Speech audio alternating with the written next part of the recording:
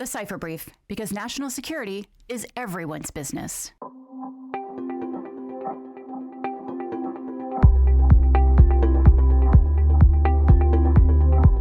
The big challenge in securing critical infrastructure is, of course, that so much of it is outside the hands of what is traditionally government interaction. It's in the private sector.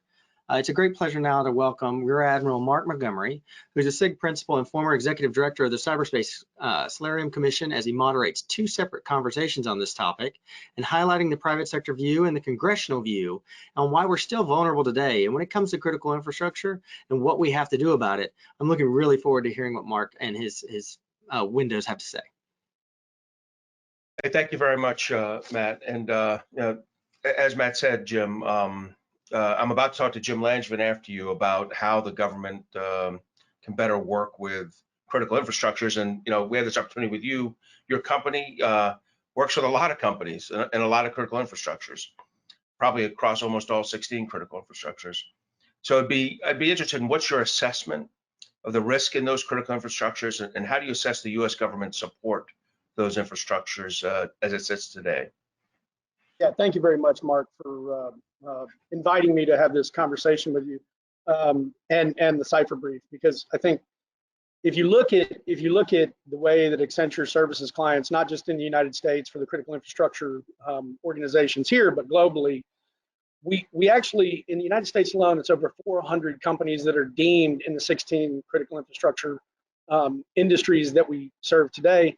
And one size doesn't fit all. It's every organization, depending on their maturity, depending on their scale, depending on their investment, what they have to be able to invest, they're really at different levels of maturity. So looking at it very broad spectrum, it's difficult to say exactly what good looks like, because good looks like different things with different industries, right? You can look at everything from financial services, which has been under attack since the dawn of digital asset banking, all the way through oil and gas companies into pipelines, as we've seen with unfortunate situations that have happened to U.S. domestic pipeline companies, and into water and municipalities. Everyone is at a different level of maturity, and that creates a problem for how you can best protect those critical infrastructure entities. Yeah, thanks. I'd be really interested in your assessment of, say, where the water critical infrastructure sits. One that it's been written on quite a bit as an at-risk infrastructure versus, say, financial services, one that's seen as having done a little bit more to invest in itself. Yeah, it's a byproduct of how those organizations service their constituents. Financial services, as you might imagine, has a fairly large portfolio of assets that they need to, especially global entities, that they have to protect. And they have to protect the financial assets of individuals, as well as the technology assets they have, as well as the transactions that they do through SWIFT and other transactional services across the globe.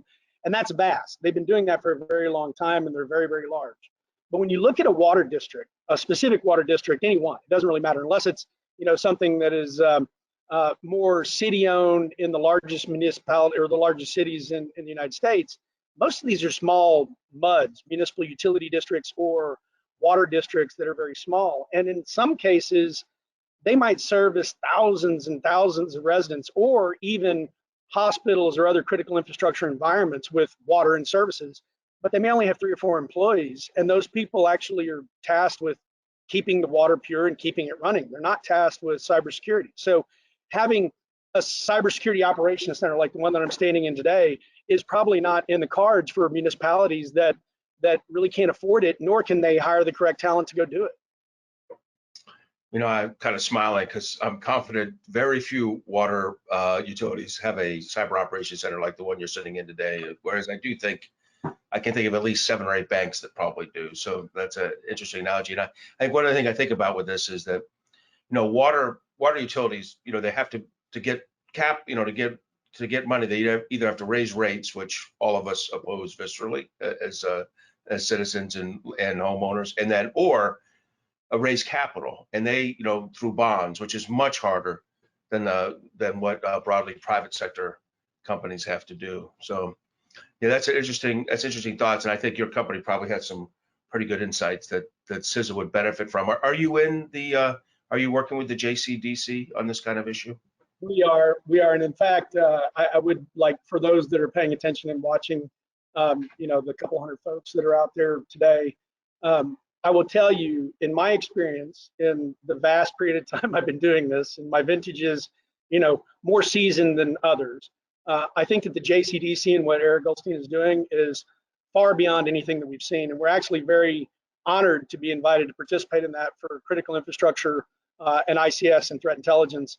There have been a lot of, regulation is not the answer. Regulation can set a bare minimum standard, but then oftentimes it becomes an audit exercise. And do I meet the minimum requirements as a publicly traded firm or as an organization that falls underneath the jurisdiction of that regulatory body? That doesn't mean that you're great.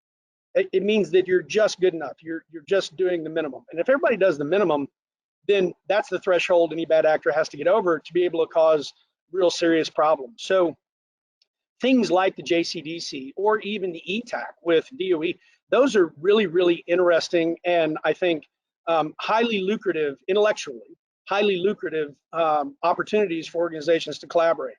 And we get to see hundreds and hundreds of clients across the globe. So we might see something that occurs in one industry that might be relevant in another industry before it actually hits the wire. And being able to participate with Eric and his team on collaborating about that, sharing the intel, understanding what it is, I think really sets a new bar. And it's one where it's not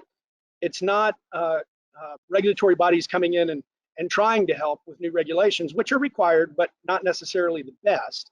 This is a real example of collaboration and interdependency. I think that it's, my opinion is it's probably underfunded, as many things in government collaboration are. But I think it's the first step, and they just celebrated their first year, and we've seen really positive momentum come out of the JCDC. That's great. Your comments will bring a smile to the next speaker, Jim Langevin's face, because he was the principal driver on the Joint Cyber Planning Office, which is the authorization that allows for the JCDC. Now, I'd also pull in what Laura Gallant said earlier about the CCC and NSA. I think that's when we'll have done it right, when the CCC and the JCDC are working seamlessly with the private sector and state and local governments. I think that's when we'll kind of have that good cycle of not just information exchange, but analytical work together, sharing of kind of assessments of what things mean. So we're a distance away from that. We'll talk with Representative Langevin about that in a minute. But let me come back to you on something. This next issue, I know it puts people to sleep, but it also stops other people like me from sleeping, and that's cyber workforce. There's been a lot of, we did a report recently, the CSC 2.0 on it, really looking at the federal government's problem. But in doing so, you touch on the national problem, which seems, I'm not sure I trust the whole number. If there's 700,000 openings. I know the National Cyber Director uses that, but for sure, the rate of job openings is probably right. It's probably consistent and right, and that's at about 2/3. So the idea is that we are only filling 2/3 of our jobs. How do you see the workforce challenge, and how do you and your company, when you're working with these critical infrastructures, address that challenge? It's a legitimate concern, and to me, it doesn't matter if it's 700,000 or 500,000 or 250,000. That means that we're woefully understaffed. Both women and men that have the right experience, the right training, certifications, just scars on their knuckles, they just don't exist, and they don't exist broadly across the globe. So even if we actually filled every post that was open today, inside of a quarter, we'd still see that same number growing. And so it's not necessarily about identifying that there are not enough people to fulfill the roles. It's how do you innovate? How do you create automations? How do you build something that can be repurposed over and over? Or how can you build multi-tenant environments in a cybersecurity perspective with companies that are adjacent to one another that aren't really competitors, so you can leverage the talent that you do have or that is available to you in the market without trying to go hire everybody. We talked about water just for a second as an example versus, say, financial services or versus an Accenture or any of the other firms that are out there. The cost of talent acquisition and talent retainment is becoming so difficult. There's no way that a qualified cybersecurity professional, a truly qualified cybersecurity professional, could make a living inside of a municipality protecting the constituents that they have, versus the type of living they could make in a financial services firm or even the US government or a firm like ours. And so the other thing is not just how many open positions exist. I don't care what they are. I don't care what the number is. It's equally as much, how do you retain that talent and how do you keep them enticed to stay? Because there's a lot of chess pieces moving around the board with different organizations, and the talent gap is real. So you have to grow your own, you have to innovate, you have to create solutions that can be leveraged in the cloud vernacular, multi-tenant. And I'm not saying cloud, I'm just saying multiple clients leveraging the same sort of technologies, so it's repeatable and it's sustainable. Without that, we're going to continue to see, at least through the rest of my career, and probably well into the people behind me's career, a talent gap. So we've got to have creative ways to solve that. I think that's a great insight. You're kind of talking to the point that it's that mid-career gap that's killing us. And the question is, will companies learn to develop and grow their own entry-level people into mid-career, or will they continue to try to poach or just have openings? And that's a real challenge. Hey, Jim Guinn, thanks for your insights. This is fantastic. It's a good setup for Representative Langevin. So we'll part from you, and then we'll bring up Representative Langevin and get going on the second half of this critical infrastructure discussion. Thanks a lot. I really appreciate it, sir. You betcha.